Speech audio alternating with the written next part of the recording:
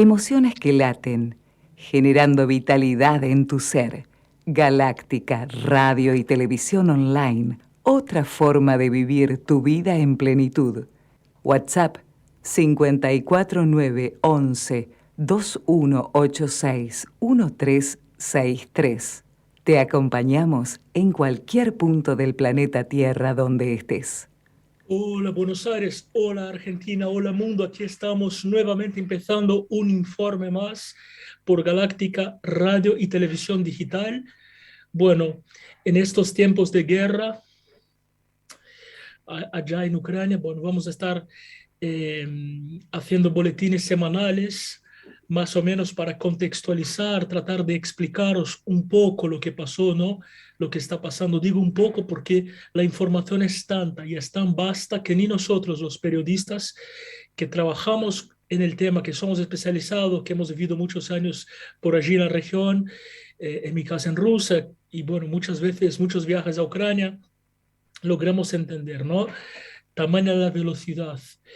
Bueno, desafortunadamente seguimos otra semana más aquí. Yo no quisiera estar haciendo ese boletín de guerra hoy, preferiría estar haciendo mis informes semanales, pero bueno, vamos a estar cubriendo mientras esté el conflicto, ¿no? Desde luego, para nuestro público aquí de Galáctica, que mandamos cariños a todos, también a los miembros de Galáctica, ¿no? Desde nuestro director, Jorge, Micaela, que nos saca al aire, todos los creadores de contenido, bueno, un cariño grande a todos y a vosotros ahí del otro lado también que nos acompañáis. Muchísimas gracias. Bueno, entonces vamos a entender un poco eso, ¿no? ¿Qué novedades tenemos esta semana? Bueno, hubo intentos de negociación, pero bueno, Rusia pide exigencias que son casi prácticamente imposibles de cumplir, ¿no? Por ejemplo, que podría haber ucranianos yendo a refugiarse en su territorio, en Rusia o en Bielorrusia, que también está del lado de Rusia en ese conflicto.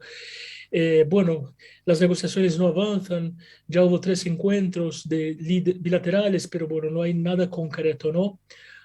Putin parece no querer replegar y bueno, y es entendible, ¿no? Porque claro, ¿cómo va a volver atrás, no? Cualquier movimiento hacia atrás que haga es una declaración de derrota, ¿no es cierto? Entonces va por todo. Todavía no queda muy claro lo que exactamente quiere en Ucrania. La verdad, a mí no me queda muy claro. La verdad, no me queda muy claro. Y eso debo decirlo públicamente. No me queda. Yo entendía hasta el punto de las negociaciones con la OTAN, ¿no? Que Rusia estaba molesta, que la OTAN estaba en su puerta. Entendía también, bueno, mientras se hablaba de grupos neonazis en el sur, frontera con Rusia, ¿no? Ahí en la región del Donbass, precisamente en Donetsk y Lugansk. Hasta ahí entendía los reclamos de Rusia, ¿no? Hasta ahí entendía, porque bueno, como hago la analogía siempre, ¿no? Argentina reclama las Malvinas y lo hace vía diplomática, ¿no? Ya entendimos que las guerras cuestan vidas y que, bueno, pero esa ocupación no logro entender mucho. La verdad es que no logro entender mucho, ¿no? Bueno, en estos días tuve situaciones complejas. Quiero contaros, porque más allá de que todo lo que uno lee, ¿no? Quiero contaros que hay mucha narrativa en ese momento, incluso de parte de Ucrania también, ¿no? Porque las guerras modernas ya no son como antes, solamente basadas en cuántos caballos se cayeron con sus guerreros, ¿no? No es así hoy. Hoy la guerra tiene mucho que ver con la retórica, con la propaganda, con el hackeo, la guerra de información, la guerra biológica, la guerra psicológica. Hay muchas formas de guerra, ¿no? Por eso yo dije antes que empezara la invasión que ya había guerra, que ya había una guerra fría ahí, ¿no? Y de hecho esa guerra empezó en el 2014. Pero volviendo al tema, hay mucha narrativa de ambos países, ¿no? Por ejemplo, Rusia dice que está allí para proteger a sus ciudadanos en misión de paz y que Occidente lo oprime. Y bueno, obviamente que esa no es la versión de Ucrania, ¿no? Pero lo hecho es que yo decidí quedarme con los hechos concretos, ¿no? Porque tengo acceso a los dos países. Hablé con muchísima gente de Ucrania, muchísima, sobre todo de Kiev, la capital, donde estuve hace pocos meses, ¿eh? Pocos meses estuve allí. Podía estar allí ahora, ¿eh? Porque voy 2 o 3 veces por año, me encanta ir a Ucrania. Bueno, la situación obviamente es desgarradora. Ya hay casi 2 millones de personas que cerca de la frontera o que intentan cruzar las fronteras. Los hombres entre 18 y 60 años no pueden salir. Algunos de mis amigos están abrigados en búnkers, otros están en sus casas, no la quieren dejar porque no tienen también dónde ir, no tienen medios incluso financieros y tampoco de dónde ir, ¿no es cierto? Y por el lado de Rusia hay cosas raras pasando, ¿no? El otro día hacía una live con un amigo de allí que era contra la guerra, ¿no? Y él pintó las banderitas de Ucrania en su mejilla mientras hacíamos la live en Instagram y la live se cayó de repente. Y resulta que la policía había venido en su casa, ¿no? A su casa. Alguno de sus contactos de Instagram vio su live y lo denunció, solamente por pedir la paz en Ucrania. Nada más. Los medios de televisión empezaron a irse de Rusia y las sanciones son enormes, ¿no? Y bueno, y hay posibilidad de ir en prisión, 15 años, para el que reporte la guerra en Rusia. Uno de mis amigos en Rusia empezó a defender el conflicto, inclusive, a defender el ataque. Yo le dije, pero escucha, ¿estás enterado de lo que está pasando? Porque a lo mejor pensé, bueno, no sabe lo que está pasando, ¿no? Cree que es un conflicto pequeño allí en Donbass, en la frontera con Rusia, pero ¿sabe lo que está pasando? ¿Realmente te llega la información? Entonces empecé a intercambiar con él información vía Google Doc. Yo no quise hablar por WhatsApp, ni quise hablar porque yo quería que eso quedara por escrito, porque es un documento que lo voy a guardar para toda mi vida. Y él es de la región de Rostov-on-Don, que es cerquita ahí de Donbass. Yo no voy a decir su nombre, por supuesto, pero bueno, defendía estos ataques y no, que eso es para la seguridad de Rusia, que los neonazis y no sé qué. Y estuvimos así casi 3 días, ¿eh? Casi 3 días. Y sostenía esa guerra. Y dije, pero tú te das cuenta de lo que me estás diciendo. Bueno, hasta que al final me di cuenta que él estaba un poco angustiado. Bueno, no quería más hablar en WhatsApp, fuimos a Telegram. Y entonces, bueno, me di cuenta, por comprensión, ¿no?, que él no podía hablar porque su vida corría riesgo, pero que no estaba de acuerdo. Entonces, esa es la situación. Por otro lado, Occidente tampoco es santo, ¿eh? Dicho de antemano que nada, pero nada justifica esos ataques a Ucrania. De ninguna manera, de ninguna manera. Eso que quede muy claro. Pero Occidente tampoco es santo en su narrativa, ¿no? Una de las cosas que me molesta muchísimo últimamente son esas sanciones. Y no sé si hay otra forma, ¿eh? No sé si hay otra forma. La verdad es que no lo sé, pero me hace un poco de ruido.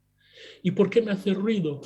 Porque las sanciones, primero que son autosanciones, primeramente son autosanciones, es decir, las empresas dejan de operar en Rusia, dejan de vender en Rusia, dejan de comercializar con Rusia, bueno, y ahí, bueno, se van miles y miles de puestos de trabajo, se llaman puestos, dinero invertido, las empresas pierden. Entonces esas sanciones son como prácticamente autosanciones, es un poco ilógico eso,